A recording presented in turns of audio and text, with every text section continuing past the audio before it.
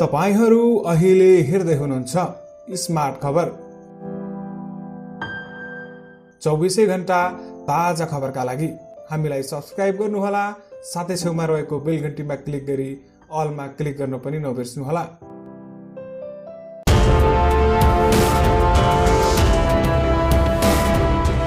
दर्शकवृन्द, lockdown परिमार्जन गरिँदै असार 1 गतेपछि लकडाउन खोल्ने निर्णय भएको छ। लकडाउन कुन कुन क्षेत्रमा खोलिँदैछ र लकडाउन कसरी खोलिँदैछ आजको रिपोर्टमा हामी तपाईहरूलाई जानकारी दिनेछौँ। भिडियोलाई अन्तिमसम्म हेर्नुहोला। दर्शकवृन्द, मिडियाले गत जेठ 10 देखि नै सरकारले लकडाउनको मोडालिटी परिवर्तन गर्दैछ भनेर लेखेका थिए। लामो लकडाउनमा निसासिएका आम मानिसले सामाजिक सञ्जालमा यो मोडालिटी कस्तो होला भनेर चासो र कौतूहलता व्यक्त गरे। ती सूचना गलत थिएनन्, तर संक्रमितको संख्या तीव्र रूपमा बढेसँगै सरकार पूर्व प्लानबाट पछि हट्यो र फेरि लकडाउनको समयावधि लम्बाएर आगामी जेठ 32 सम्मको मिति सुनाउँदै भन्यो लकडाउन कायमै रहनेछ। यो बीचमा प्रहरी अधिकारीहरूले समेत लकडाउन खुकुलो भन्ने हल्लामा परेर बाहिर नआउन भनेका थिए। यही बीचमा कर तिर्नुपर्ने अन्तिम मिति सहित आएका समाचारले नागरिक हैरान भए। अन्ततः सरकार आफ्नो निर्णयबाट ब्याक भयो र मिति केही दिनका लागि सार्यो। सरकारले कर तिर्न ताकेता गरेको सूचनाबाट रिसाएका केही व्यापारीहरू लकडाउन उल्लङ्घन गर्दै सरकारले दोहोरो चरित्र प्रदर्शन गरेको र जनतालाई आहतामा पारेर कर मागेको भन्दै सडकमा आए। स्वाभाविक हो, बितेका 70 दिन जनता सरकारको निर्णय मानेर घरमै बसे। औषधि किन्न गएकाहरूले ढाडमा सुम्ला उठ्ने गरी पिटाई खाए। हुन पनि गत वर्ष चैत्र 11 गतेदेखि लागू गरी थप्दै आएको लकडाउनमा विभिन्न चरणमा देशवासीको नाममा प्रधानमन्त्रीको सम्बोधन र कोरोनाबाट बच्ने उपाय सहित टिप्स भनिदिने बाहेक कुनै पनि त्यस्तो काम भएको छैन। आशा बोकेर प्रधानमन्त्रीलाई सुनेका जनता निराश भइरहे, सुनिरहे। यसअघि राहतमा सरकारको कमजोरी र अध्यादेशमा ल्याएर नागरिकलाई गिज्याएर चुकेको यथार्थ पनि कुरा गरौँला। कोरोनाको महामारीबाट लड्न सरकारले जीव भन्यो, जनताले मारे। तर यो मौकाको सदुपयोग गरेर सरकारले कति परीक्षण गर्यो, सीमाको विषयमा के सोच्यो, क्वारेन्टाइन कोरोनाको हटस्पट भइसकेका छन् यसमा के गर्यो, कति लागत राख्यो, कुनै अनुसन्धान गर्यो, कुनै योजना बनायो? बरु झण्डै राजनीतिक गुमराहमा फसेन।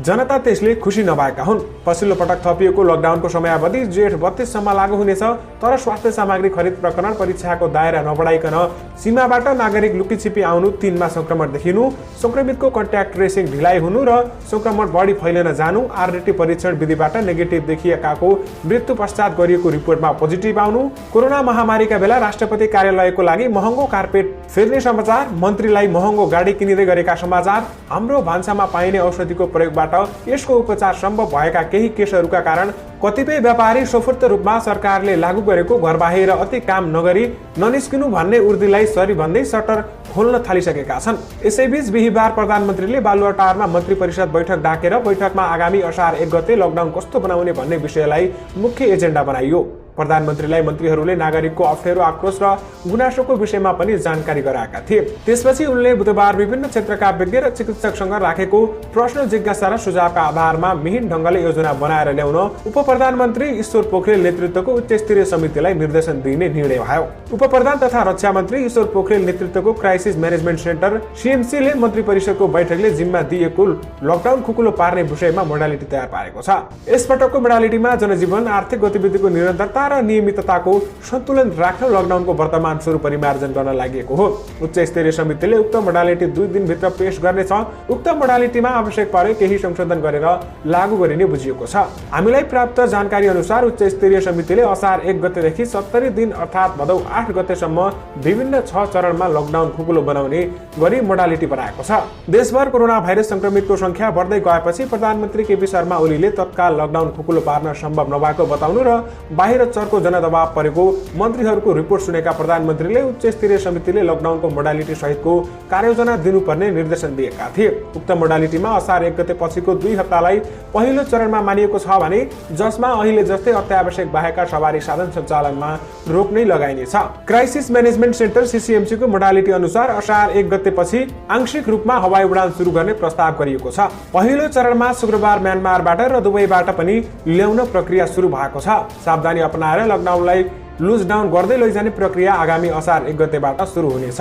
पहिलो चरणमा कृषि क्षेत्रका खुकुलो बनाउने भनिएका क्षेत्रहरू यस्ता छन्। आउनुहोस् निर्णय भएका 6 चरणमा के छन् त, ती चरणमा के खोल्न पाइन्छ, के गर्न पाइन्छ भन्ने कुराको पुरै जानकारी दिनुहोस्। दर्शकबिन्दुहरू, त्यसैगरी पहिलो चरणमा रहेको छ दूध, अन्नबाली, तरकारी, फलफुलको बिक्री वितरण, वस्तुभाउ, सम्पूर्ण कृषिजन्य उत्पादन आंशिक रूपमा खुला गरिने, दैनिक उपभोग्य सामग्री बिक्री वितरण गर्ने केन्द्रहरू, डिपार्टमेन्टल स्टोर, किराना पसल, खाद्य भण्डार केन्द्र, पानी ग्यास डिपोहरू अनि आंशिक रूपमा सञ्चालन ल्याउन दिइने भएको छ। त्यसैगरी दोस्रो चरणमा रहेको छ स्वास्थ्य संस्था, अनलाइन मिडिया, राहत सहायता केन्द्रहरू खुला गर्न सकिने मोडालिटी सीसीएमसीले तयार पारेको छ। उक्त चरणमा जिमखाना, मर्निङ वाक, छापा सञ्चार माध्यम, सरकारी निजी कार्यालय भने आंशिक रूपमा मात्रै खोल्न दिइने बताएको छ। धार्मिक स्थल, खेलकुदसँग सम्बन्धित केन्द्र, ब्युटी पार्लर, सैलुन आदि भने त्यस तहमा पूर्ण रूपमा बन्द गरिनेछ। त्यसैगरी तेस्रो चरणमा रहेको छ कृषि क्षेत्र, दैनिक उपभोग्य सामग्री बिक्री वितरण केन्द्र, निजी सवारी साधन सञ्चालन गर्न सुरु गर्न सकिने सीएमसी को प्रस्ताव छ। सुरक्षात्मक उपाय अवलम्बन गरी जोर र बिजोर नम्बर प्रणालीका आधारमा सञ्चालन। तेस्रो तहको कार्ययोजनामा बाह्यतर्फको हवाई उडान र सार्वजनिक यातायात सेवा पनि सुरु गर्न सकिने सीएमसीले प्रस्ताव गरेको छ। त्यसैगरी दर्शकबिन्दुहरू, चौथो चरणमा रहेको छ धार्मिक जमघट स्थल बाहेक सबै ठाउँ खुल्ला गर्न सकिने बैंक तथा वित्तीय संस्था, खेलकुद सम्बन्धी संस्था, अस्पतालसँग सम्बन्धित सेवा, सूचना तथा सञ्चारसँग सम्बन्धित सेवा प्रदायक संस्था, कार्यालयहरू, फेन्सी पसल, ब्युटी पार्लर, कपाल काट्ने केन्द्र र सैलुन आदि खोल्न दिइनेछ। त्यसैगरी पाँचौं चरणमा रहेको छ चौथो तहको मोडालिटी सफल भइसकेपछि विद्यालय, विश्वविद्यालय, मनोरञ्जन र निर्माण क्षेत्रसँग सम्बन्धित सेवाहरू खोल्न पाइने सीएमसी को प्रस्ताव छ। घरेलु तथा साना उद्योग, अन्य ठूलो उद्योग र कला कारखाना, विकास निर्माण कार्य तथा राष्ट्रिय गौरवका आयोजनामा काम पनि खुल्ला गर्न सकिने प्रस्ताव छ। कोरोनाको संक्रमणको अवस्था हेरेर सुरुमा जिल्लागत र त्यसपछि स्थान विशेषलाई अति प्रभावित र सामान्य वर्गीकरण गर्न प्रस्ताव गरिएको छ।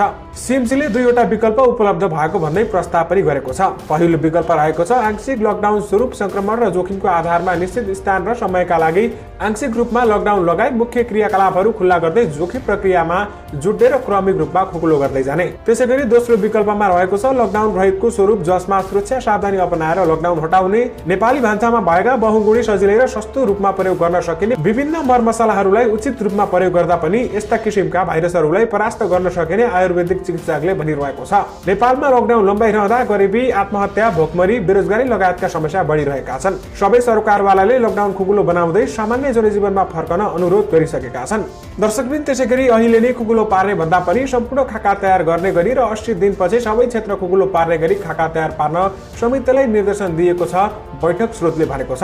मन्त्री परिषद बैठकले लकडाउन खुकुलो पार्ने मोडालिटी 2 दिनभित्र पेश गर्न समितिलाई निर्देशन दिएको छ। लकडाउन बढ्दै गएपछि काठमाडौँ उपत्यकाभित्र र बाहिरका व्यवसायीले अवज्ञा गर्न थालेपछि मन्त्री परिषद बैठकमा छलफल भएको थियो। चैत्र 11 गतेदेखि देशभर लागू लकडाउन पटक पटक म्याद थप्दै पछिल्लो समय यही जेठ 32 गतेसम्म लम्ब्याइएको छ। लकडाउनको मोडालिटी परिवर्तनबारे प्रधानमन्त्री केपी शर्मा ओलीले बुधबार साँझ विज्ञहरूसँग 5 घण्टा छलफल गरेका थिए। त्यस क्रममा स्वास्थ्यविद, अर्थविद, योजनाविद लगायतले लकडाउनको मोडालिटी परिवर्तन गर्न प्रधानमन्त्री ओलीलाई सुझाव दिएका थिए। लकडाउन खुकुलो बनाउने विषयमा प्रधानमन्त्री सकारात्मक देखिए पनि उच्च स्तरीय समितिले स्पष्ट खाका ल्याउन नसक्दा बिहीबारको बैठकले कुनै पनि निर्णय गर्न नसकेको बताएको थियो। बैठकमा लकडाउन बारे विस्तृत छलफल भएको थियो। उच्च स्तरीय समितिले प्रारम्भिक रूपमा मस्यौदा गर्दै गरेको मोडालिटीलाई 1-2 दिनभित्रै थप छलफल गरेर मन्त्री परिषदमा पेश गरेपछि मात्र निर्णय गर्ने गरी बैठक सकिएको थियो। उच्च स्तरीय समन्वय समिति अन्तर्गत रहेको क्राइसिस म्यानेजमेन्ट सेन्टर सीएमसीले असार 1 गतेदेखि लकडाउन खुकुलो बनाउँदै जाने गरी अगाडि बढ्ने विस्तृत स्वरूपको मस्यौदा तयार पारेको हो। बैठकले स्वास्थ्य सङ्कटकाल बारे कुनै पनि निर्णय गरेन। अहिले त्यसको आवश्यकता नभएको भन्दै मन्त्री परिषद बैठकले त्यसबारे पनि छलफल गर्न जनाएको थियो। यसैगरी बैठकले संस्कृति, पर्यटन तथा नागरिक उड्डयन मन्त्रालयका सहसचिव विष्णु नेपाललाई सचिवमा बढुवा गर्ने निर्णय गरेको छ। त्यस्तै सामाजिक सुरक्षा ऐन संशोधन गर्दै सामाजिक सुरक्षा भत्ता वितरणलाई यथावत राखी कार्यान्वयन गर्ने पनि निर्णय भएको छ। कलाकार दयाराम दाहाललाई चलचित्र विकास बोर्डको अध्यक्षमा नियुक्ति दिएको छ। बैठकले महोत्तरी विषालुका रक्सी खाएर मृत्यु भएका परिवारका बालबालिकालाई सरकारले निशुल्क शिक्षा दिने निर्णय पनि गरेको छ। हस्त दर्शकवृन्दहरू, आजको खबर तपाईहरु माझ पुरै राखिसकेका छौं। फेरि पनि नयाँ रिपोर्टको साथमा तपाईहरु माझ उपस्थित हुने नै छौं। अहिलेलाई भने मलाई बिदा दिनुस्।